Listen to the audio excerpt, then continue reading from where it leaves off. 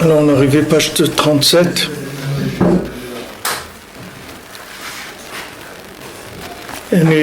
Donc hier on a vu que on a parlé du nian de Purim et des Pirurim, c'est-à-dire nian des miettes.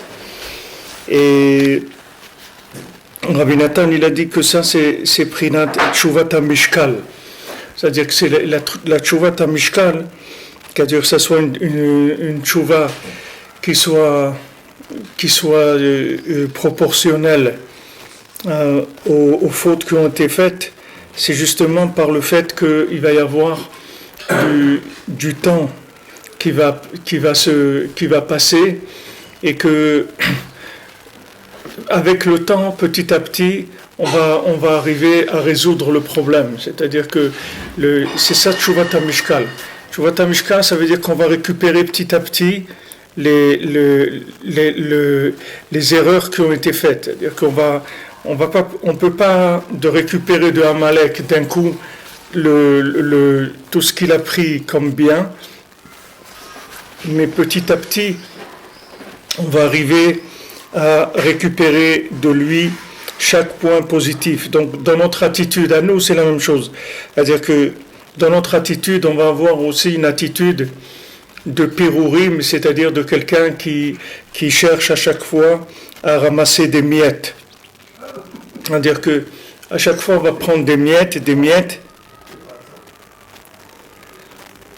et grâce à ça, on va récupérer de Amalek. C'est-à-dire, c'est la méthode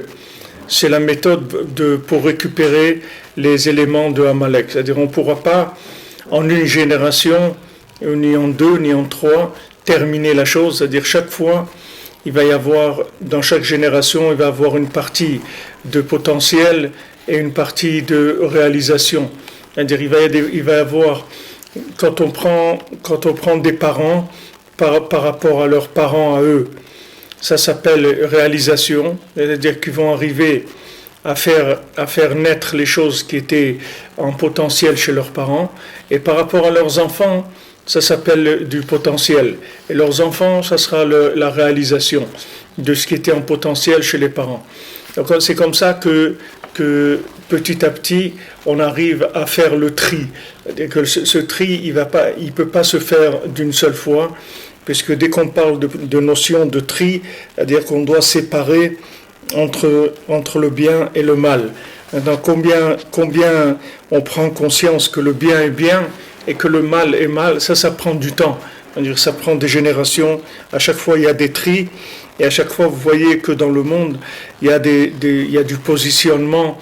C'est-à-dire les gens se positionnent dans leurs idées de plus en plus, de façon plus claire. Et ça permet de nous aussi de nous positionner. C'est-à-dire que on voit que combien de gens ils pensaient qu'ils étaient acceptés dans la galoute, qu'ils avaient des postes importants, ou que les gens ils leur faisaient des sourires, ou ils les aimaient, etc. Et avec le temps, ils ont vu que c'était pas tout à fait comme ça, et des fois que c'était même le contraire. Donc ça, c'est talouille dans le Zman. Alors cette attitude-là, du temps, de la même manière que le temps, c'est quelque chose qu'on réalise pas, c'est-à-dire que les secondes, les minutes, les massés ont vu des secondes, des minutes, et après c'est une vie entière qui est passée, que la personne n'a pas vraiment réalisé qu'elle a vécu 90 ans ou 100 ans. Elle ne peut pas imaginer qu'elle a vécu ça. C'est pas quelque chose qu'elle peut... On dit à quelqu'un, voilà, tu as vécu 100 ans, il ne sait pas ce que ça veut dire 100 ans. Ce n'est pas une notion que l'esprit il attrape 100 ans. On peut attraper un jour, une semaine, et des fois une semaine, c'est beaucoup une semaine, mais il y a des gens, une semaine, ils peuvent encore ressentir l'effet d'une semaine. Combien de fois, quand Shabbat arrive, on a l'impression que l'autre Shabbat, ça fait à peine 2 jours qu'il est passé. Ou bien des fois, lundi, on a déjà besoin de Shabbat, on sent qu'on a déjà épuisé la batterie de la semaine. C'est-à-dire que le temps, c'est pas quelque chose qui passe d'un coup, ça va doucement. Alors le tri, il se fait lentement aussi. Il se fait lentement, et l'attitude, c'est tout le temps de cueillir. De cueillir à chaque fois, comme Boaz, il a dit à Ruth, il a dit, ne va pas être mélaquette dans les Acherim. Ne va pas chercher, ne va pas cueillir dans les autres champs. Reste ici, reste chez moi et cueille ici. Cueille dans mon champ. C'est-à-dire que la personne, elle doit rester dans la Gdusha, dans la Torah, et là-bas cueillir. À chaque fois, il va y avoir un truc qui va monter à la surface, elle le cueille, encore un autre, et encore un autre, et encore un autre. Toute la vie, c'est comme ça. En sachant qu'on ne va pas terminer.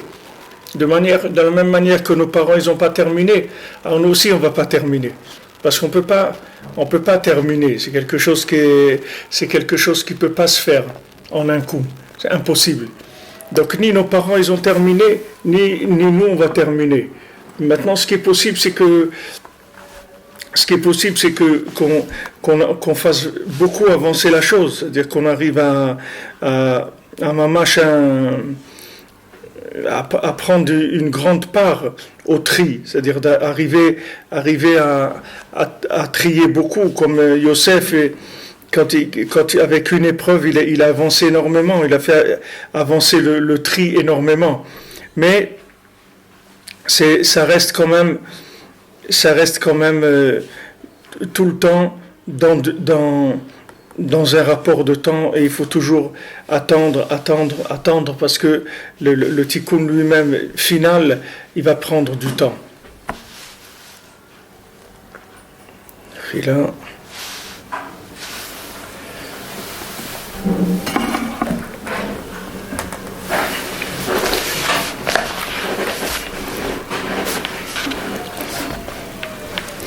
alors, avec ces pirourim-là, le tzaddik, qu'est-ce qu'il fait? Il prend à chaque fois les bonnes pensées de chacun, les bonnes intentions. Et avec ça, il fait Purim. Purim, c'est la fin de Haman Amalek. Donc, les pirourim, qui sont les miettes, c'est elles qui font Purim. C'est-à-dire qu'ils vont faire la mapala de Haman Amalek. Parce que Haman Amalek, il va tomber quand on va lui prendre le bien, notre bien, qui est chez lui, qui est prisonnier chez lui. Le bien qui nous appartient, qui est chez lui. Maintenant, vous pensez bien que s'il est chez lui, ça va pas se faire, on va pas le récupérer d'un coup. C'est impossible de récupérer d'un coup, parce que si on veut récupérer d'un coup, il va rester, on va détruire du mal, et on va faire disparaître du bien aussi. Donc on est obligé de faire un tri. Et ce tri-là, c'est lui-même qui détruit Amalek. C'est-à-dire que c'est pas une guerre, ça peut pas être une guerre avec violence, avec agressivité, c'est impossible. Parce que si c'était comme ça, le bien du monde, il aurait disparu. Hachem, il aurait pu amener le Mashiach depuis très longtemps et résoudre le problème du monde. Mais seulement, il y a tous les gens qui appartenaient à Amalek, qui étaient prisonniers chez Amalek, qui seraient restés là-bas, c'est tout. Tous ceux qui étaient en otage chez Amalek, ils seraient restés. Mais Hachem, il veut pas. Il veut qu'il reste aucun otage chez Amalek. Donc il va faire doucement, jusqu'à récupérer absolument tous les éléments. Donc ça, c'est la méthode pour détruire Amalek. Comme on voit dans la soukha, celui qui fait sa soukha à 20 amot de haut, alors ça s'appelle pas une soukha, une maison provisoire. Une maison provisoire, ça se fait pas à 20 mètres de haut. Ça c'est pareil. Quelqu'un qui va comme un fou, qui attaque, qui court, etc. Ça s'appelle pas qu'il fait des tris. Ça s'appelle qu'il va détruire le bien et le mal en même temps. Même David Ameller, pourquoi on a parlé de David Ameller qu'il n'a pas fait le Beth Amikdash, il l'a fait Bekoach, mais il n'a pas fait Bepoal. C'est-à-dire Bepoal c'est Shlomo qui l'a fait, mais les Maaseh Shlomo n'a rien fait du tout. Il a fait que réaliser le plan de son père qui était déjà fait. C'était un plan qui était déjà accepté dans le ciel, tout était fait déjà. Mais le réaliser, David Ameller il ne pouvait pas, parce que David Ameller il a fait trop de guerres. Il a versé trop de sang. C'est-à-dire que si il fallait qu'il arrive à un shalom, Hachem il lui a dit, le jour où tu verras que tu seras béchalom avec tout le monde, alors tu commences à construire le Beth Amikdash. Mais David Ameller, même quand il est arrivé au shalom, c'était un shalom très, très provisoire, très précaire. Donc Hachem il a envoyé le prophète lui dire, regarde, dis-lui qui construisent pas le Beth Amikdash. Parce que même si maintenant il y a un shalom apparemment, mais c'est un shalom précaire. C'est pas un vrai shalom. Et c'est que Shlomo, d'ailleurs comme son nom l'indique, que lui il est arrivé au shalom à son époque. Qu'est-ce que ça veut dire le shalom? Ça veut dire qu'il a récupéré assez d'éléments d'une façon qui ne soit pas agressive, parce que quand c'est agressif, ça veut dire on laisse des miettes là-bas, on laisse des plumes chez Amalek, quand c'est agressif. On peut faire sortir quelqu'un de façon agressive, mais on laisse chez Amalek les plumes, comme on a dit pour l'Égypte. On est sorti de façon agressive, mais on a laissé des plumes, que jusqu'à aujourd'hui on est en train d'essayer de récupérer ces choses-là. C'est pas... Il y a même quelqu'un, je crois, il veut faire un procès, il veut attaquer pour les plaies d'Égypte, il veut attaquer le Ham Israël pour les plaies d'Égypte, qu'ils ont fait des dégâts en Égypte quand ils sont sortis. Il dit, ouais, il y a quelqu'un comme ça, il parle de faire un procès contre les plaies d'Égypte. Je ne sais pas pourquoi ça saute.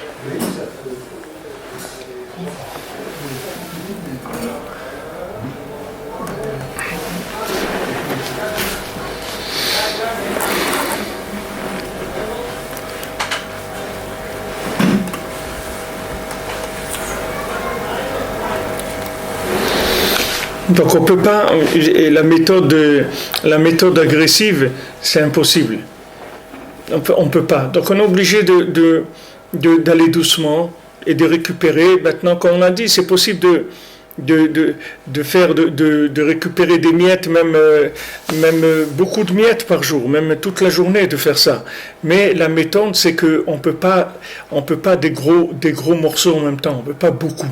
On est obligé d'aller doucement. Et c'est ça qui fait là où on est arrivé aujourd'hui. Que maintenant, logiquement, comment on a pu arriver à ce qu'aujourd'hui il y ait de la Torah, qu'il y ait un tzaddik comme Rabbi Nachman, c'est parce que ça va doucement, c'est pour ça que c'est comme ça. Si ça allait vite, on aurait tout de suite liquidé l'affaire, et voilà, chacun, il aurait été à sa place, là où il était, et tout celui qui était en otage, il serait mort en otage, tout le bien, il serait resté là-bas. Donc c'est comme ça qu'on fait tomber Amalek. Détruire Amalek, c'est pas le tuer, parce que si on tue Amalek, et qu'il reste des otages chez lui, ça ne s'appelle pas qu'on a tué Amalek. Tuer Amalek, ça veut dire lui enlever son pain, lui enlever ses façons de vivre, lui enlever de quoi il s'alimente. Et de quoi il s'alimente, c'est de nos âmes à nous, de tout ce qu'on a fait comme bêtises et qu'on l'a alimenté. Donc ça, il faut du temps pour le récupérer. Ça va prendre un certain temps pour le récupérer. Donc c'est là qu'on est arrivé hier, que maintenant, ça s'appelle une tchouva véritable. Donc le tzaddik qui fait avec ça Purim, que ça c'est faire tomber Amalek, et comment la méthode part avec la joie de Purim qui vient des 10 chants, qui est la joie du Khatan et de la Kala, du fiancé et de la fiancée, des jeunes mariés, que grâce à eux, il va y avoir un enfantement de génération en génération, que le ikar de la réparation, ça va se faire par la joie. Ça, c'est le godel, la mitzvah de réjouir un khatan et une kala. C'est-à-dire un khatan et une kala, un nouveau couple, ce sont des gens qui se sont lancés dans l'aventure de maintenant amener de nouvelles générations, c'est-à-dire qu'ils ont décidé de faire sortir ce qui était en potentiel chez leurs parents et que les parents n'ont pas pu faire. C'est pas parce qu'ils pouvaient pas, c'est parce que ça allait une vie, c'est trop vite pour faire tout, ça va trop vite pour faire tout ce qu'il y a à faire. C'est-à-dire qu'on a besoin de plus de temps. On a besoin de plus de temps pour faire ce qu'il y a à faire. Donc maintenant, un khatan et une kala, c'est le khatan et la kala, c'est le principe même de lutte contre Amalek, puisque ça va donner une nouvelle génération. Cette nouvelle génération, elle va lutter contre Amalek plus que ce que nous, on a pu le faire, puisque il va y avoir un raffinement des choses, il va y avoir des moyens, il va y avoir déjà une bonne partie qui aura été récupérée, comme ça, de génération en génération. Alors Rabbi Nathan, il rapporte maintenant Yerushalmi Shkalim Perek Aleph, les fiches Chatou Bachatzi Ayom Yetnu Machatzit. Alors le Yerushalmi, il dit dans Shkalim, dans la Masechet Shkalim, dans le traité Shkalim, les fiches Chatou Bachatzi Ayom, comme ils ont fauté dans la mi-journée, alors ils donneront aussi Martzit à Shekel. Ils donneront un demi-shekel. Donc maintenant on voit. Hein? C'est-à-dire quand ils ont fait le Hegel. Ouais. Pourquoi Bachatzi Ayom? Parce que Dafka ils ont pas tenu. C'est pour ça qu'ils ont fauté. Ils auraient tenu et ils n'auraient pas fauté. Tout le Inyan, c'est de vouloir que ça aille vite. Donc la personne, elle ne peut pas attendre. Donc quand quelqu'un ne peut pas attendre, il est sûr qu'il va fauter. Parce que s'il ne peut pas attendre, c'est Amalek qui va l'attraper. Parce que tout son Inyan Amalek, c'est que lui c'est un exploitant du temps. Parce que lui, il n'existe que par le temps. C'est-à-dire, Amalek, il existe. Quelle est la racine d'Amalek? C'est que quand Kadosh Baruch Hu a créé le monde, il n'y avait pas d'éveil d'en bas. Comme il n'y avait pas d'éveil d'en bas, donc la lumière, elle n'a pas pu rentrer dans des récipients.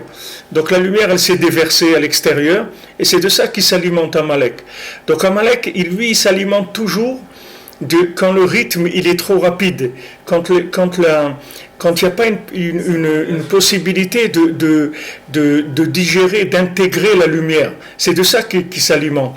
Donc lui, il a toujours intérêt à te pousser à aller vite. Parce que tant que tu vas vite, lui se nourrit du bien qui est en toi. Si maintenant tu ralentis et tu vas doucement, et tu tournes à la vitesse de ce que tu manges, tu le digères, alors lui ne peut rien prendre, il ne reste rien pour lui. Tout ce qu'il prend lui, c'est ce que tu digères pas, parce que ça va trop vite. Donc lui, il s'alimente de ça. Alors lui, il a intérêt à te pousser. Donc c'est pour ça qu'à la moitié de la journée, il leur a dit, ça y est, vous n'avez pas compris que ça y est, Moshe Rabbeinu ne revient pas, un truc, c'est fini, regardez, il est mort, Moshe Rabbeinu, etc. Il a fait tout pour les amener devant une situation de conclusion, de dire voilà, c'est fini, on ne peut plus rien faire, etc. Alors ils étaient à moitié de la journée. C'est pour ça qu'ils ont emmené Martzit à Shekel, un demi-shekel aussi, pour dire que comment dire quelqu'un, tu fais les choses à moitié. Des fois les enfants comme ça, ils viennent, ils mangent un petit peu comme ça, ils courent jouer, etc. Ils ne s'assoient pas et prendre le temps de manger normalement, etc. Alors il y a des gens aussi, déjà la moitié du parcours, ils sont fatigués déjà. Et ça aussi, c'était la Yetziat Mitzrayim. C'est-à-dire que les Maaseh, c'était près 210, c'est pratiquement la moitié du temps. Ça y est, on avait déjà usé la batterie. En 210 ans, la batterie de 400 ans, on l'avait usée déjà. Pourquoi? Parce que il y a une impatience qui a commencé à se créer. Donc Rabbi Nathan, il amène cette Gemara-là qui dit que c'est parce qu'ils ont fauté à la moitié de la journée qu'ils vont amener la moitié d'un shekel aussi. C'est tout cet esprit-là de faire vite. Alors maintenant, Rabbi Nathan il dit Nimtza sheklaliut haolamot nikra etaruta dilela prinat betaila. On voit que la klaliut de haolamot, c'est-à-dire la création des mondes en général, ça s'appelle l'éveil d'en haut. Ça s'appelle la maison d'en haut, c'est-à-dire c'est l'initiative d'en haut, c'est la volonté d'Hachem de créer un monde. Veitaruta diltata prinat betatata, et maintenant l'éveil d'en bas, c'est la maison d'en bas. Ubevadai gam lemala yesh prinat betaila ou betatata. Et c'est sûr que même en haut, très haut, il existe aussi un principe de maison d'en haut et de maison d'en bas. Shem bina ou malchut, qui sont bina et malchut. Et de la même manière, dans chaque monde, depuis le début du monde de l'émanation jusqu'à ce monde de l'action, chez Boa Bechira, que dans ce monde-là de l'action, c'est là où on a le choix, chez Beshvilze Nivra Hakol, que tout a été créé pour le bas c'est-à-dire pour là, avoir le libre arbitre. Vechen bechol adam ve'adam. Alors maintenant, Rabbi Nathan il donne l'image générale, c'est-à-dire qu'il existe une maison d'en haut et une maison d'en bas, mais le haut et le bas, ils sont aussi représentés chacun dans son domaine. C'est-à-dire en haut, il existe un principe de maison d'en bas, et en bas, il existe aussi une maison d'en haut, c'est-à-dire un principe d'en haut. Donc il s'inclut, c'est-à-dire le haut et le bas, il s'inclut. C'est-à-dire que dans le haut, il y a un principe de récipient, parce qu'il y a un principe de Bina et Malchut. Alors ce principe de Bina et Malchut, il va être en haut et il va être en bas aussi. C'est-à-dire en bas aussi, c'est possible de vivre dans le Yud plus que dans le Dalet, et en haut aussi, c'est possible qu'il y ait plus de Dalet que de Yud. C'est-à-dire c'est des choses qui s'incluent les unes dans les autres. Alors il dit que même dans la personne, l'individu aussi, chaque individu, chaque être humain, il y a ces deux principes chez lui. Prinat beta ilala ou beta tata, shem prinat lev ou pe, qui sont le cœur et la bouche. Kaniskar leel, comme on l'a mentionné avant. Achakol talou bi'adam shubal bechira. Mais tout va dépendre de l'homme qui a son libre arbitre. Et kol itnotzetzut elokut shemeir belev adam bilemala. Maintenant, tout le sentiment de la divinité qui est clair dans le cœur de l'homme d'en haut, de sous tout angle que ce soit, Hakol et Prinat Betaïla, tout ça s'appelle la maison d'en haut. C'est-à-dire chaque fois qu'il y a un appel du cœur, chaque fois qu'il y a une inspiration, chaque fois qu'il y a une situation, un moment qui est inspirant, qui tire vers le haut, tout ça, ça vient d'en haut. C'est-à-dire, ça ne vient pas de l'homme.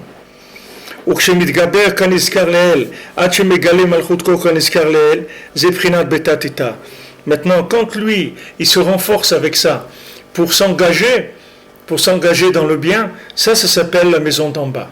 C'est-à-dire que maintenant, l'appel, il est gratuit. L'appel, il vient d'en haut. C'est pour ça qu'on peut pas en vouloir à quelqu'un qui n'a pas reçu d'appel. Parce que s'il n'a pas reçu d'appel, ça veut dire que pour l'instant, il n'est pas sur la liste, c'est tout. C'est-à-dire qu'on sait qu'il ne peut pas maintenant, c'est tout. Donc pour l'instant, il est en stand-by, on le laisse. On le laisse pour l'instant. Mais quand est-ce que ça commence? C'est qu'on a reçu l'appel. C'est pour ça que beaucoup de visionnaires, des gens qui parlent les autistes, tout ça, qui parlent, ils disent que le problème, c'est le monde religieux, c'est pas le monde qui est pas religieux. Parce que les gens qui sont pas religieux, ça veut dire qu'on peut pas les mettre sur le terrain encore, ils peuvent pas jouer. On peut pas les mettre sur le terrain. Mais celui qui a déjà reçu l'appel, et si lui, il n'utilise pas son libre arbitre pour révéler la royauté d'Hachem, alors lui c'est un problème. Lui c'est un vrai problème. L'autre, lui, peut rien faire. Il ne sait même pas que ça existe. Tu vas lui parler Hachem, la Torah, les trucs, il dit, je sais pas de quoi tu parles, laisse-moi tranquille, moi j'ai mon ballon, j'ai mes trucs, je sais pas de quoi tu parles. Qu'est-ce que tu veux? Je t'ai rien fait. Je respecte tout le monde. J'essaie il sait pas de quoi tu parles. Mais celui qui est dedans et celui qui a reçu l'appel du cœur, c'est pour ça qu'il est dedans. Alors lui, il a une responsabilité par rapport aux choix qu'il va faire. C'est-à-dire que ces choix, ça doit toujours être des choix pour révéler la royauté d'Hachem. C'est ça, ces choix. C'est-à-dire ces choix, c'est des choix d'engagement, c'est des choix il doit s'occuper de ramasser des miettes toute la journée, c'est ça que ça doit être son travail. Et si lui, il ne le fait pas, alors là, il a une responsabilité. Mais celui qui est dehors, il n'a aucune responsabilité du tout. Aucune. Tu ne peux pas lui en vouloir, tu ne peux rien faire du tout contre lui. Il y avait le Rav Auerbach, et alors celui qui travaille, celui qui a monté le truc à Hatzala, de Hatzala, là, il s'appelle Meshizav, celui qui a monté tout ce truc d'Hatzala, de sauver les gens en Israël, dans le monde, etc. Alors il était dans la yeshiva, il a étudié chez le Rav Auerbach. Alors il dit qu'un jour, le 5 Iyar, ou le 4 ou le 5 Iyar, je sais pas, le Rav Auerbach, il a dit, bon, aujourd'hui, venez, on va aller faire Kivret Tzadikim. Alors eux, ils ont pensé qu'ils allaient aller à Méron ou à Tzfat ou un truc, et les a emmenés au Har Herzl, chez les soldats, il a dit ça, c'est des tzadikim amitim. C'est des gens, ils ont donné leur vie pour l'homme Israël. Ça, c'est des véritables tzadikim. Il les a emmenés prier là-bas. Ils ont prié au Herzl sur la tombe des soldats.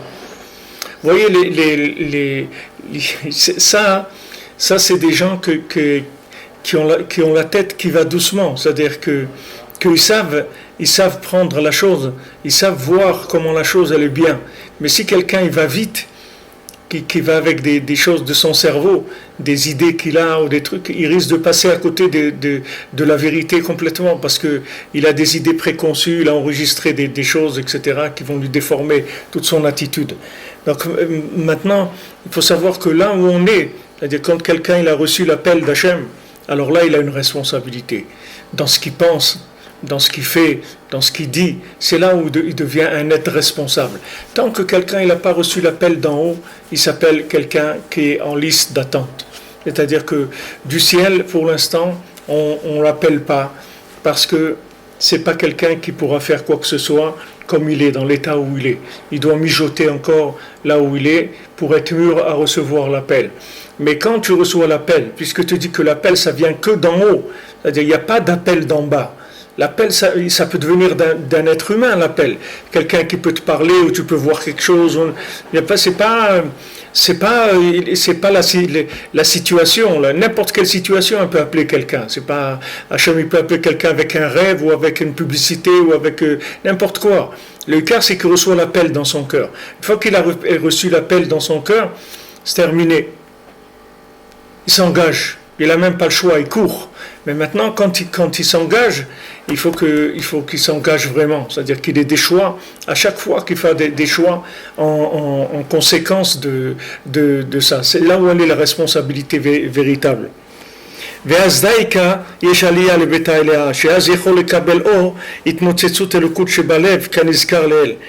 que maintenant, précisément, quand il fait les bons choix, alors il va recevoir la lumière qu'il avait reçue en appel, il va le recevoir dans des récipients qu'il a fait maintenant, parce qu'il a fait des choix.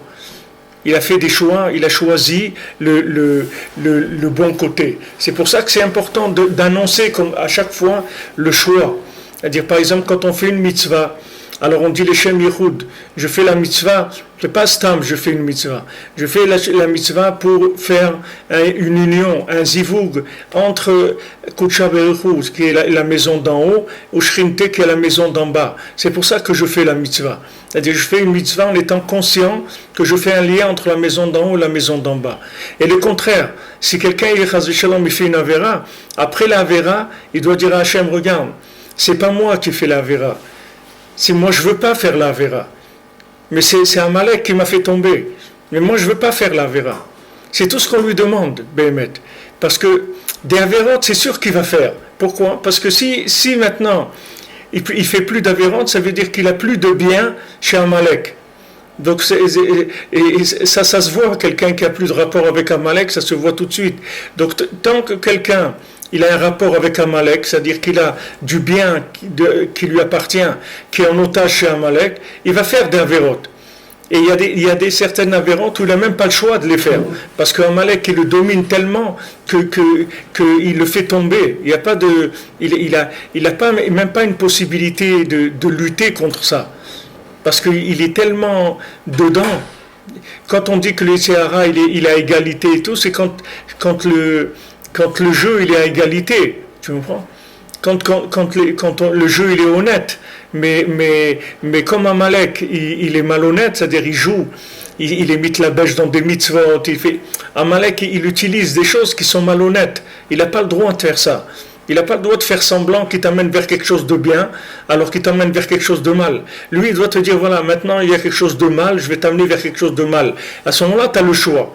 Mais quand il vient habillé dans une mitzvah, que toi tu crois que tu vas faire quelque chose de bien, et là-bas il te fait tomber, quel choix tu peux avoir? Tu n'as pas le choix. Toi tu croyais que tu allais vers quelque chose de bien, et tu tombes dans quelque chose de mal. Donc ça, il n'a pas le droit de faire ça à Amalek. Donc le jeu, il n'est pas facile, et il n'est pas clair aussi. Tu n'es pas en train de jouer avec quelqu'un d'honnête. C'est pas clair. C'est normal. Si je sais que je vais faire du mal, je ne vais jamais le faire. Pourquoi? Non, il y a des gens qui font du mal. Comment tu dis Non, ça? je suis pas le Bechira. Si il m'annonce une couleur, je vais aller Tu es pas le Bechira. Hein? Tu es pas le Bechira. Regarde Non. ce qu'il y a aujourd'hui. Les gens ils t'écrivent sur l'alcool, ça tue, sur les cigarettes, ça tue. Ils en vendent, c'est presque de la publicité. Oui, mais il n'y a rien à voir. Mais d'un autre côté, qu'est-ce qu'il y a? Il y a l'image de celui qui fume, etc. Sinon, jamais les gens ils vont fumer. Si dès le départ on sait que c'est mal, jamais on ira le faire. Il y a la personnalité, il y a l'image, il y a le conditionnement qui fait que. Le conditionnement, c'est ça. C'est que la personne, elle est en otage. Comme elle est en otage, elle a été prise en otage sur ce point-là. Alors ça, le bien qu'il y a en lui, il se trouve en otage là-bas. C'est comme ça que Amalek il joue. Mais Amalek, il est tout le temps en train d'utiliser des techniques, comment faire tomber les gens. Donc maintenant, quand quelqu'un maintenant il est tombé dans la dépendance, par rapport à quelque chose, que ce soit la cigarette ou n'importe quoi, quelqu'un qui est devenu prisonnier de ça. C'est-à-dire qu'Amalek, il l'a pris en otage sur ce point-là. Il ne peut pas sortir comme ça. Il ne va pas sortir comme ça. C'est-à-dire que c'est pas, il ne va pas dire un matin, bon allez, je sors. Comme ça.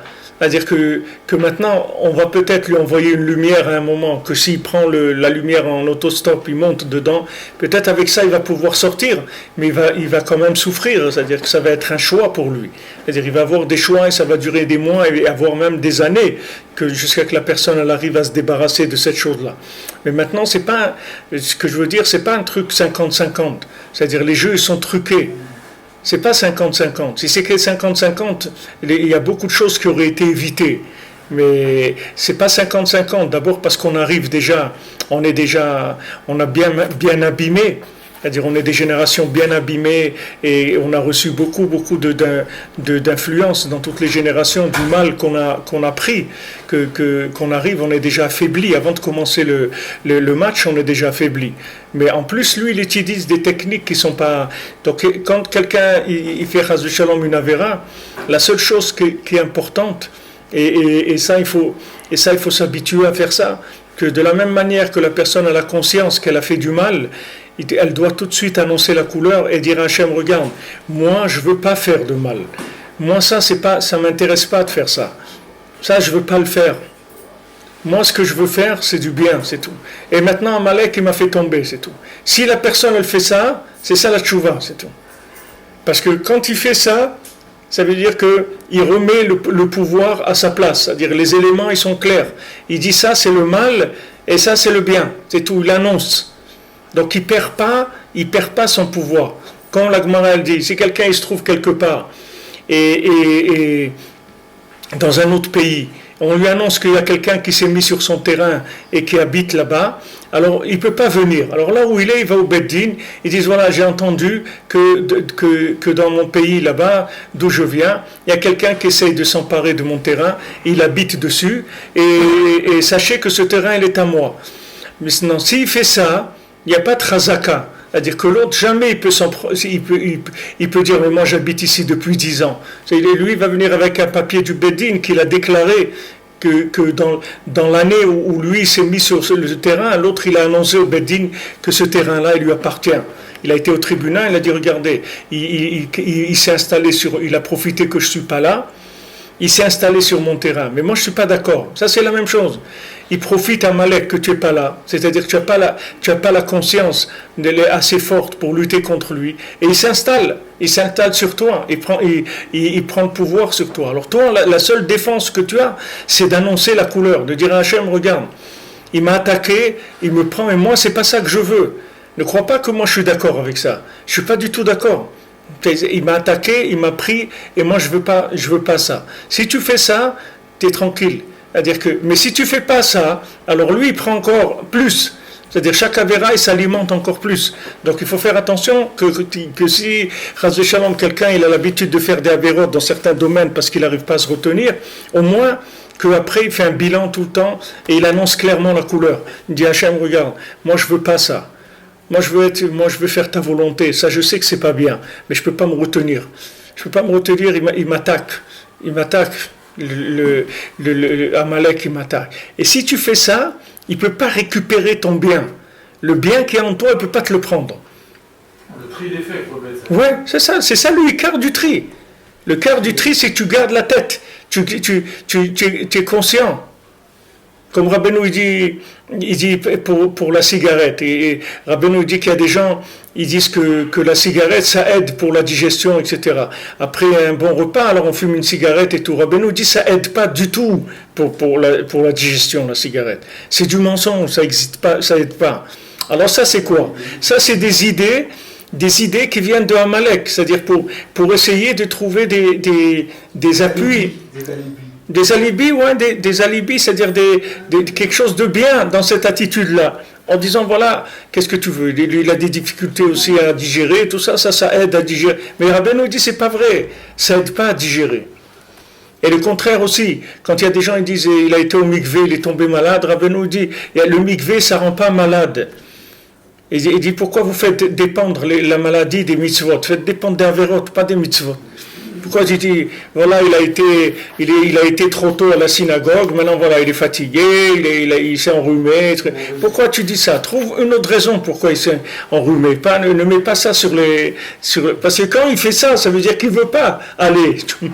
Ça c'est juste ce qu'il met autour. Ça veut dire que son ratson, son vouloir, il n'est pas là-dedans. C'est-à-dire qu'il n'a pas envie d'aller à la synagogue. Alors après, il trouve toutes sortes de... Tu vois, je t'avais dit, trucs, etc.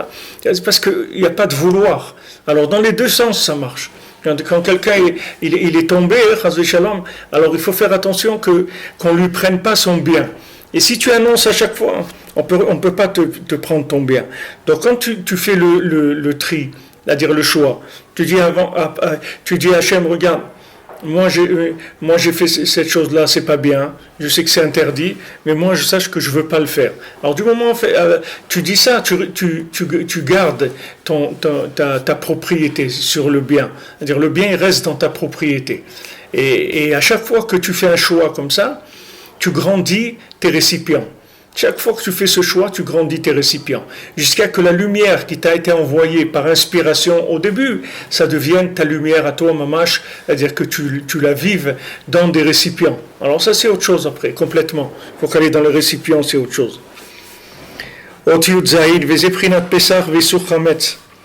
Et c'est le principe de Pessah et l'interdiction du Chametz.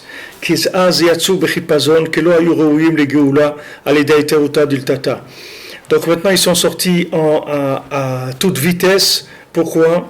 Parce qu'ils n'étaient pas aptes à être délivrés par un éveil d'en bas. Shelo haya bishlemut, parce que l'éveil d'en bas, il n'était pas de façon parfaite, puisqu'ils sont sortis uniquement parce qu'ils ont eu la émouna dans Moshe Rabbeinu, et ils ont reçu Moshe Rabbeinu comme manik qui est venu les pousser, les inspirer, etc. À chaque fois, vous voyez, ils disaient, mais pourquoi tu es venu, tu nous fais des problèmes, depuis que tu es venu, Paro nous a augmenté encore plus les taxes, etc. Maintenant on doit aller chercher la paille nous-mêmes. C'était difficile parce qu'il n'y avait pas un choix de leur part. Ils étaient d'accord de se laisser embarquer dans une aventure, mais c'était pas un choix qui était un choix personnel. Donc il n'y avait pas un éveil d'en bas qui était complet. Donc ils ont eu l'obligation, ils ont été obligés de sortir en vitesse, comme c'est écrit. Chez Zeprinat, Isur Hametz, comme je me vois Makom Acher. Que ça, c'est le principe pourquoi le Hametz, il était interdit à la sortie d'Égypte. Alors que la Géoula Harona, que ça va être sur le schéma de Purim, il n'y aura pas d'interdiction de Hametz. Parce que le Hametz, c'est uniquement pour des gens, l'interdiction du Hametz, c'est pour des gens qui sont prématurés dans leur engagement, donc ils n'ont pas l'accès au Hametz, ils n'ont pas le droit de toucher le Hametz. Même au moment de Matan Torah, où ils avaient déjà certaines préparations, puisque maintenant ils étaient sortis d'Égypte, ils avaient déjà fait Shabbat, ils avaient fait la Sfirat HaOmer, ils avaient fait des choses avant le Matan Torah, ils avaient fait un peu de travail. Ils sont pas arrivés direct, ils sont sortis d'Égypte, ils ont eu Matan Torah. Hein? Amara, ils avaient déjà reçu. Amara, ils ont reçu les Shabbat, il y a eu plusieurs mitzvot qu'ils avaient déjà faites.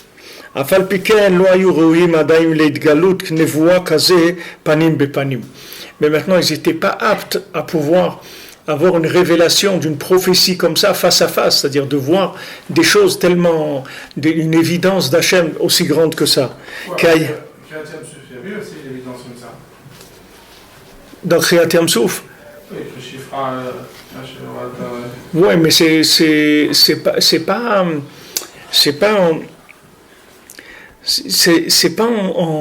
en préna de Torah, tu comprends? C'est de la lumière, c'est pas de la Torah. C'était du Yud, c'est-à-dire c'est de l'inspiration. L'inspiration, il n'y a pas de problème. C'est quand tu as une méthode pour cette inspiration que c'est dangereux. Tant que tu ne sais pas, tu as de l'inspiration, c'est pas grave. C'est-à-dire où tu vas aller. Tu as l'inspiration et toi tu es comme tu es, donc il n'y a pas de problème. Tu vas rester là où tu es. Tu comprends? C'est comme si tu incites des gens à la violence. Ok, maintenant ils n'ont pas d'armes, ils n'ont pas de... Qu'est-ce qu'ils vont faire? Ils ne vont rien faire du tout. Mais le problème, c'est s'ils ont des armes. Alors à ce moment-là, ça va devenir dangereux. Créatem Souf, c'est une ouverture de névoie, de prophétie, mais sans méthode. Là, c'est de la prophétie en méthode, c'est pas la même chose. Tu comprends? Quelqu'un qui va dans le monde, il court, il voyage, il prend de la drogue, il fait du rock'n'roll, tout ça, il n'y a pas de problème. Tu comprends? Mais s'il fait la même chose dans la Torah, là, ça devient très problématique, tu comprends? C'est-à-dire s'il n'arrive pas à se contrôler, c'est-à-dire dans la Torah elle-même, il continue à être en révolte et en dépassement de ses capacités, alors là ça devient très dangereux, parce que maintenant c'est une méthode qui est utilisée. S'il n'y a pas de méthode, c'est pas grave. Mais s'il y a une méthode, ça devient très grave. Les actions deviennent graves. Pour ça il n'y a pas eu Matan Torah. C'est juste de l'inspiration, c'est tout. C'est une révélation, mais pas avec une méthode. Là, c'est Matan Torah, c'est-à-dire on te révèle des choses qui sont des méthodes, comment vivre dans ce monde. Et tu es en train de prendre des méthodes qui ne sont pas à ton niveau. Il n'y a pas d'application là-bas. Il n'y a pas... Il n'y a pas d'application là-bas. Non, il n'y a pas, exactement. Il n'y a aucune application. Ça reste au niveau d'une inspiration, sans aucune application. Avant, les tzadikim, si tu veux, recevaient l'inspiration. Ils cherchaient la méthode. Comme Avraham Avinu, ils cherchaient la méthode avec l'inspiration. Et le reste des gens, ils prenaient l'inspiration pour faire des bêtises. C'est comme ça que le monde y fonctionnait. Maintenant, tant que le gars il fait des bêtises, ça dérange personne. C'est pas quelque chose qui va faire du mal. Mais quand la personne, elle prend la méthode de la Torah, elle commence à faire avec des folies, alors là, ça, c'est des niveaux de destruction, c'est déjà autre chose. Normalement, il aurait fallu attendre 1000 générations pour donner la Torah. 1000 générations, il fallait attendre pour donner la Torah. Tellement il fallait attendre que le monde y soit prêt à vouloir la Torah, à aimer la Torah, à l'attendre. Ouais. Chavav, Dorot, ouais. 26 générations au lieu de 1000 générations. C'est pas, c'est beaucoup. Comment, quand je vois il veut la donner, toute la bria, elle attend la Torah, et Mitzadjeni, il faut attendre les Torah. Mais c'est ça, de ça qu'on est en train de parler, c'est de ce problème-là. Comment ça et comment il faut attendre? C'est comme ça. C'est comme ça, tout. Tout c'est comme ça. Une fois, Rabbi Nathan, quand il venait pour le Tish, le vendredi soir chez Rabbeinu. Alors les gens, ils mangeaient chez eux. Après, ils venaient finir le repas avec Rabbeinu. Alors, quand Rabbi Nathan il est venu une fois, alors ils se sont mis à table. Alors Rabbeinu il a dit à Rabbi Nathan, chez les Goïm, on dit à table. Chez nous, on dit Netilat Yadayim. Alors Rabbi Nathan, il a compris que Rabbeinu ne voulait pas ça. Il voulait qu'il fasse Birkat Hamazon chez lui. Après, il vient et refait Netilat Yadayim et il refait Motzi, etc. Parce que le fait que maintenant, quand on dit pas le mot à table, on dit Netilat Yadayim, ça déjà, ça fait déjà une attente par rapport au repas. C'est-à-dire, on ne dit pas allez à table, c'est-à-dire on y va. Non, allez, on se lave les mains. C'est-à-dire que, on n'a rien dit, on a dit on se lave les mains, c'est tout. On n'a pas parlé de manger pour l'instant. Ça fait une petite, voilà, une amtana. Une amtana avant de commencer à faire la chose. כמו שאמרו ותנוזל, על כן התגרה בהם הבעל דבר על ידי הסתת הערב רב, עד שעשו להם אלוקי זהב שיהיה העגל. Donc maintenant, le Baal Davar, le Yitzhara, il les a attaqués par la Asatat Ha'erev Rav, qui les a incités. C'est le même mot en hébreu, en français. Asatat, incité. Asata, incité. Ça vient de la racine, on voit, elle est claire. Alors le Erev Rav, il les a poussés. Pourquoi? Parce que le Erev Rav, c'est des gens qui sont... Qu'est-ce que c'est le Erev Rav? C'est des gens qui ont encore moins de kelim que les Bnei Israël. Parce que eux, les Maaseh, le Erev Rav, c'est des Égyptiens. Alors eux, ils ont vu la lumière de Moshe Rabbeinu, des plaies, de tout ça. Ils ont dit, allez, on veut aller avec eux, ça a l'air quelque chose de très intéressant, de bien, etc. Mais eux, c'est les plus faibles de tous. C'était les plus faibles de tous. Donc c'est eux qui ont eu le plus qui ont été le plus ribouillés dans l'affaire. C'est-à-dire ceux qui ont reçu le plus de dégâts de la lumière, c'est eux. Donc eux, qu'est-ce qu'ils ont fait? Ils avaient un besoin de matérialiser la chose. Il leur fallait, ils pouvaient pas tenir un moment sans avoir quelque chose sur quoi s'accrocher. Ils avaient absolument besoin de quelque chose sur quoi s'accrocher.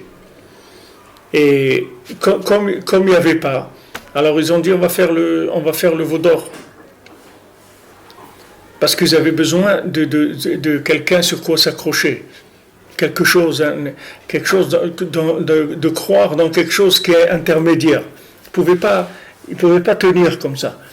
Donc ils ont incité à faire le veau d'or qui est Avodah Zara. Le principe de l'Avodah Zara, à la base, il vient du ribouille or. C'est-à-dire quand la lumière, elle n'est pas canalisée dans des récipients, alors elle entraîne à de l'Avodah Zara. La personne va faire Avodah Zara. Elle va chercher comment idéaliser, comment diviniser quelque chose, comment faire quelque chose, trouver un rapport avec quelque chose de plus palpable, de plus concret. Et ça aussi, c'est uniquement un décalage. C'est un décalage dans le temps, c'est tout. C'est un décalage, c'est-à-dire que quand maintenant tu décales l'inspiration dans le temps, ça donne de l'Avodah Zara, ça donne un culte étranger. Tu vois, par exemple, quand Nadav et Avihu ils sont morts, alors Hachem il dit Daber el Aaron, parle avec Aaron, et qui ne viennent pas Bekol et la Kodesh, qui viennent faire chaque moment. Doucement, tu ne viens pas à chaque moment. Je vais te dire quand est-ce qu'il va venir, c'est tout. Yom Kippourim, une fois il rentre, c'est tout. Il ne va pas commencer à venir à dire c'est sympa là-bas, ça pardonne toutes les fautes, alors on va rentrer tous les jours ou toutes les semaines. Il n'y a pas. Al Yavo Vecholet et la Kodesh, attends, qui ne commence pas à venir tout le temps, qui reste dehors. Toute l'année, il languit, etc. et il rentre pour Yom Kippour, c'est tout. Un moment, à Yom Kippour, il rentre, il fait la Avoda, un truc, il rentre là-bas. Mais c'est pas tout le temps. C'est-à-dire, toute leur faute, c'était que maintenant, ils sont rentrés dans... Quand ils sont rentrés, ils ont dit Esh Zara. C'est-à-dire, c'est quoi? Le Ketoret, c'est pas de la Avoda Zara, le Ketoret. Le Ketoret, l'encens, c'est quelque chose de très puissant, d'extraordinaire. Mais pour eux, dans le moment où ils étaient, ça s'appelait l'Avoda Zara. C'est pas la chose que tu fais. Quelqu'un, il peut étudier la Torah, c'est de l'Avodah Zara. Quelqu'un, il peut faire des mitzvot, c'est Avodah Zara. C'est-à-dire, c'est Avodah Zara, l'eau. Elle lui est étrangère à lui par rapport à la situation où il est maintenant. Une fois, j'ai entendu un shiur qui disait Dafka à Yom Kippour, comme il n'y a pas de shkita du Yetzara ce jour-là, alors là-bas, c'est le moment où il n'y a pas de aprisa. Ouais.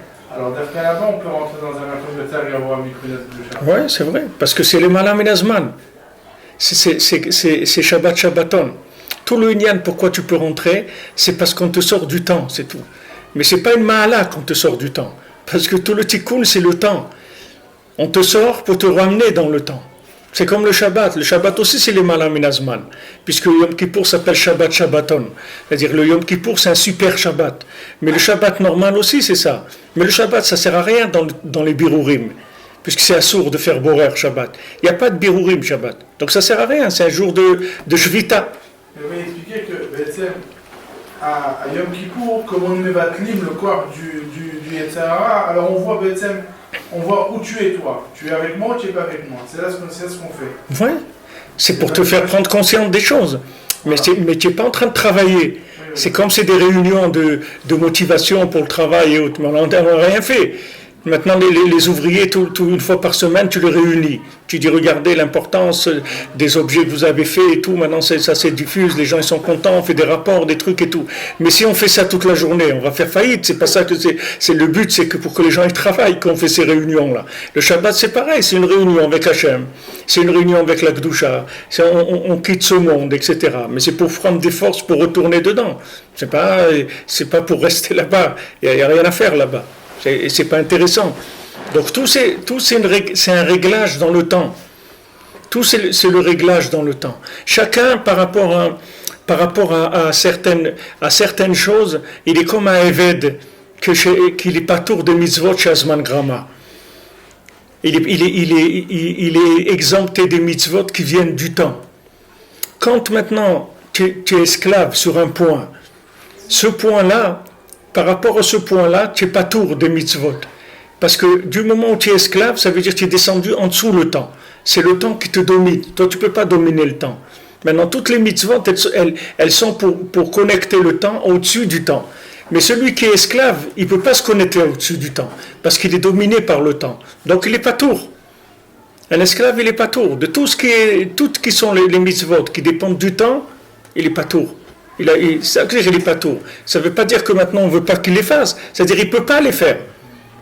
Il ne peut pas les faire, ça ne sert à rien. Hein? Oui, il est exempté, c'est tout. Pour l'instant, il est exempté. Comme en l'armée, autre type, il est exempté, c'est tout. Il ne peut pas faire service militaire. Il est exempté. On le dit, ça tu ne peux pas faire. Mais d'où ça vient son exemption? C'est parce qu'il est devenu esclave. C'est-à-dire qu'il est rentré dans une dépendance de choses qui sont dans le temps. Donc il a une telle dépendance du temps qu'il ne peut pas en sortir. Donc il est pas tour. Nous, c'est la même chose. Nous, quand on sort d'Égypte, on est à 90%, on n'est pas tour. Parce qu'on nous a sortis avec une grande lumière. Mais nous, comme on est des types vendus à plein de choses. On peut pas. Je vous dis combien de gens, moi je connais, sont montés en Eretz. Combien d'années ils commandaient les camemberts en France et trucs parce qu'ils pouvaient pas. C'était impossible tu vas dire à quelqu'un, attends, Eretz Israël, tu es en Eretz, tu es en train de chercher des gens qui voyagent pour t'amener du camembert. Non, mais tu peux pas te moquer de ça. Parce que le type, il dépense, ça va prendre du temps. Soit on va amener le camembert en Israël, soit on va avec le temps. Maintenant, ça y est, tu peux acheter le camembert, le président, tu peux l'acheter aussi en Israël, il n'y a plus de problème. Il est venu. Il a fait ça à l'IA, lui aussi. Ils ont fait faire la Aliyah au camembert aussi. Donc, tu n'as plus de problème. Mais il y a beaucoup de gens que leur kiff, c'est de prendre un petit déjeuner avec un camembert, un peu de vin blanc et trucs comme ça. Mais tu peux pas te moquer de lui, c'est sa vie, qu'est-ce que tu veux lui faire? Tu dis, ouais, mais tu es fou, qu'est-ce que ça veut dire tu es fou? Tu es fou par rapport à qui? Par rapport à quoi? Tu sais ce que j'ai fait, tu sais pas ce que j'ai fait. C'est le contraire qu'il faut que tu dises toujours. Il faut dire comment quelqu'un qui mange du camembert et tout, il est en Eretz Israël. C'est pas le contraire, comment quelqu'un qui est en Eretz Israël, il mange du camembert. Il faut le voir sur l'autre côté. C'est ce qu'il dit toujours à Binatan. Il dit, pourquoi tu n'es pas joyeux? Pourquoi? Parce que tu vois que tu fais des avérotes et tout. Mais c'est le contraire. Combien tu dois être joyeux? Quelqu'un qui fait des avérotes, que Baruch Hashem, tu as mis ton talit, tes tefilines aujourd'hui, tu as fait schéma, tu as fait combien de mitzvot? C'est de l'autre côté qu'il faut voir la chose. Mais si tu veux, quand tu fais tchouva, mais qui est-ce qui va te dire ça quand tu fais tchouva? La plupart des gens, ils veulent te pousser plus que ce que eux ils font, ils veulent que tu fasses toi. Parce qu'ils te voient tellement illuminé qu'ils croient que tu vas devenir une soucoupe volante, tu vois. Alors qu'ils ne savent pas que tout ce que tu as illuminé, c'est uniquement pour te donner le goût de sortir. Mais toi, tu es dans un état catastrophique, tu comprends? Toi, tu as une dépendance à beaucoup de choses. Tu as de l'addiction à plein de choses. Et ces choses-là, c'est pas parce que tu as vu de la lumière que ça a changé quelque chose. Tu n'as rien changé du tout. Et même si tu as une inspiration à un moment que tu veux tout laisser, ça va être qu'un moment. Après, tu vas te faire rattraper par toutes les choses. Toutes les choses vont te rattraper. Et à ce moment-là, c'est là où ça va commencer le vrai travail. Mais sinon, ça s'appelle Avodah Zarah. C'est-à-dire, le Ben Adam, il fait Avodah Zarah, il fait Avodat Hashem. C'est Avodah Zarah, c'est pas lui. Qu'est-ce qui t'a dit de faire ça? D'où tu sais que c'est pour toi? Fais déjà tout ce qui est à ta portée, que tu aurais fait de toute façon, même si tu n'avais pas cette inspiration, tu aurais fait ces choses-là déjà. Alors fais ce que tu peux faire. Ne commence pas à te lancer dans... Mais ça, il faut que tu aies un maître qui soit un vrai maître, c'est-à-dire que tu trouves un maître comme ça dans le monde, c'est une siyata d'Ishmaïa. C'est le plus grand miracle qui est, c'est que tu trouves un maître qui te mesure, ta capacité de lumière, qui sait te faire un diagnostic et qui te dit voilà, comme ça. Nous, Rav Levi Yitzhak, combien d'années je lui ai demandé de monter en Israël, il ne voulait pas me laisser monter en Israël. Il me dit non. Et tout le monde ici à la Choule lui disait mais pourquoi tu les empêches de monter en Israël et tout, tu te rends compte ce que ça veut dire et tout. Il disait ça, parce que eux ils ne voyaient pas qu'ils avaient à faire. Ils ne voyaient pas qu'il n'y avait pas de diagnostic devant lui. Tu comprends? C'est comme tu as un professeur, un grand professeur, il dit celui-là, il faut tout de suite l'amener à l'hôpital. Et l'autre, il dit non, dis-lui qu'il fasse un petit tour, qu'il va se promener un peu, qu'il fasse un peu de sport, ça va aller. Quel sport? Le bonhomme, il est dans un état catastrophique. Mais l'autre, il voit pas. Donc, il ne sait pas dans quel état il est, l'individu. Donc, c'est ça le principe de la Avodah Zarah. C'est-à-dire qu'à un moment, tous les faibles, ils ont poussé un maximum. Ils ont dit, on a besoin il nous faut quelque chose de concret, quelque chose de palpable. Sinon, ça ne marche pas. On veut quelque chose de concret. Un monsieur qui n'était pas ribouillé peut aussi nous matérialiser un moment. Toute matérialisation, ça vient du ribouille. Le besoin de matérialiser, ça vient du ribouille. Moi, je parle de même les Israël. Bien sûr, bien sûr. Oui, aussi, ils ont besoin de matérialiser. Alors, il faut dire à Matartoni. Ils ont besoin de matérialiser. Ça veut dire que par rapport à eux aussi, pourquoi ils se sont fait attraper par le Erev Rav? Parce que même ils étaient ribouillés déjà. Sinon, ils ne seraient pas fait attraper. Mais le Erev Rav, c'est le maximum. C'est le top de ces gens malades. C'est le Erev Rav. Donc ils ont une tendance à influencer, à aller vite et aller dans des niveaux qui sont très élevés, très très rapidement. Et s'il n'y a pas de résultat immédiat, alors ils demandent d'aller dans la Avodah Zarah parce qu'ils ont besoin tout le temps de s'accrocher à quelque chose. Ils peuvent pas chercher de par eux-mêmes et aller à leur rythme, etc. Non, ma question c'est, est-ce que le Israël s'est attendu? On aurait fait Mishkan, ça aurait été Ça a été la réparation. C'est la réparation, ou bien c'était le Lechatrila après l'attente? Non, c'est pas Lechatrila. C'était pas Lechatrila le Mishkan? Lechatrila, si le Mishkan c'était Lechatrila, Hachem il aurait commencé ça avec avant Matan Torah. Normalement il aurait fallu donner le Mishkan avant Matan Torah. Ramban il dit qu'au moment où ils ont reçu le Torah, ils ont été Metzuvim, Botorika. Botorika, ils ont reçu le Mishkan. Ok, mais les maasés, même s'ils ont reçu la mitzvah, mais ils l'ont pas fait. Ils l'ont fait que c'est lié. C'est-à-dire que le Mishkan, c'est le médicament du ribouille or. C'est la réparation du ribouille or. C'est ce qui est écrit. Pourquoi c'est une vache? Qu'elle vienne la vache et qu'elle arrange ce qu'il a fait le veau, qu'elle nettoie ce qu'il a fait le veau. C'est-à-dire que normalement, Hachem, il aurait voulu qu'on passe direct à la connexion à la connexion grande vitesse, qu'on passe à la fibre optique, tu comprends? Et ils ne pouvaient pas. Ils disaient c'est trop, on ne peut pas. Le Erev Rav, c'est des Juifs? Non, c'est des Égyptiens, le Erev Rav. Donc ils étaient plus que les Juifs qui sont restés en Égypte? Ils ont été inspirés. Ah oui, ouais, bien sûr, bien sûr. Mais ça veut dire que c'était des gens qui avaient, comme on avait avant, ils avaient un shoresh dans la Gdusha il y avait un shoresh quelconque dans la Gdusha. Puisque le massé, du bien, il y en a partout. La Sheila, si le bonhomme il va arriver à le faire sortir, ou si on va le sortir à lui avant qu'il fasse sortir le bien, c'est tout. Du bien, il y en a partout. Tout individu sur terre, il vit avec du bien. Soit maintenant, il arrive à faire naître ce bien et il va se connecter avec le Ham Israël, soit il va devenir chassidé ou mota olam. Regarde, dans ces jours de la Shoah, tu te racontes combien des goïms ils ont pris des risques énormes pour sauver des juifs. Qu'est-ce qu'ils avaient de sauver des Juifs? Ils auraient pu rester tranquilles chez eux. Personne. C'est pas une mitzvah tassée la Torah, c'est chez eux. Il n'y a personne au contraire. C'est interdit, ils rentraient en sakana et tout. Mais tu vois que c'est des gens qui ne pouvaient pas. Il y en a quelqu'un qui m'a dit hier qu'en Côte d'Ivoire, dans les églises, ils prient tous les jours pour l'homme Israël, pour le peuple juif, qui retourne dans sa terre, qu'ils affirment que c'est leur terre et que c'est vraiment le peuple juif, etc. Ouais. Même en Amérique, il y a tous les évangélistes là, c'est 35% ou 38% de la population américaine hein, qui prie pour l'homme Israël et qui. Mais eux, c'est pour mieux nous convertir quand on est tous regroupés. Hein. C'est comme ça dans la théorie. Bon, ça c'est le marketing. Ça c'est le marketing. Une fois qu'on sera arrivé, tu verras que.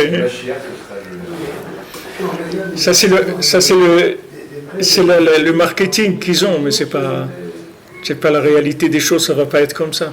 Oui. C'est la siba, c'est toujours ça. C'est la siba pour aider à faire sortir l'homme Israël, c'est tout.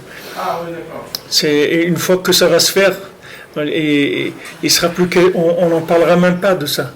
Il y aura une telle évidence de la vérité que même eux, ils vont faire tchouva sur ça, quand viendra le moment. Ezrat Hashem.